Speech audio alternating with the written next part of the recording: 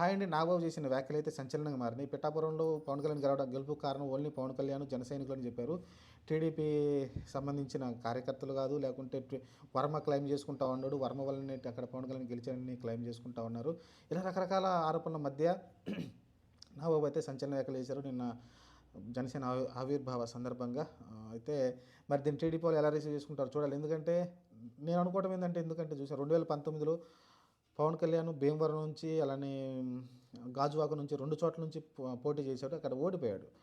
మరి పిఠాపురంలో గెలుపు కారణమని పవన్ కళ్యాణ్ ఒక్కడే ఎలా క్లెయిమ్ చేసుకుంటారనేది నాగబాబుకే తెలియాలి. ఖచ్చితంగా టీడీపీ కూటమి వల్ల గెలిచామంటే ఒక మాట బాగుండేదేమో అనిపించింది నాకైతే. ఇప్పుడు ఎందుకంటే అక్కడ టీడీపీ ఓట్లు కనుక పవన్ కళ్యాణ్‌కి రాకుండా ఉంటే వేరేలాగా ఉండేదేమో కథ నాకు తెలిసి.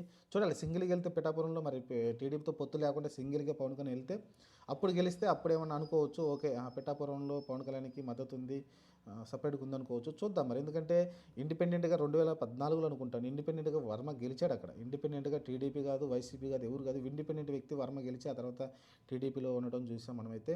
మరి అలాంటి వ్యక్తి, ఇండిపెండెంట్ గెలిచిన వ్యక్తి, ఖచ్చితంగా అతను కూడా అక్కడ ఉన్నట్టే కదా. ఇండిపెండెంట్‌గా ఒక వ్యక్తి ఒక నియోజకవర్గంలో గెలిచాడంటే అతనికి ఎంత మద్దతు ఉన్నట్టు అక్కడ ఏరియాలో. కాబట్టి వర్మకు కూడా ఖచ్చితంగా అక్కడ మద్దతు ఉంది.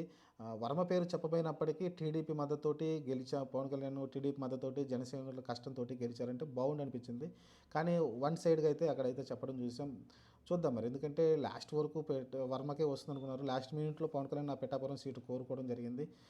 అక్కడ నుంచి పోటీ చేయడం చూసాం. భారీ మెజారిటీ కూడా గెలవడం చూసాం. అంత మెజారిటీ కారణం ఖచ్చితంగా పవన్ కళ్యాణ్ అయితే నేను కూడా అనుకోవట్లేదు.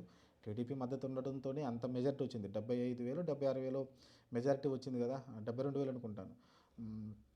అంత మెజారిటీ వచ్చిందంటే ఖచ్చితంగా టీడీపీ సపోర్ట్ అయితే ఉండటం వల్లనే వచ్చిందైతే నేను కూడా భావిస్తున్నాను. టీడీపీ సపోర్ట్ వల్లే.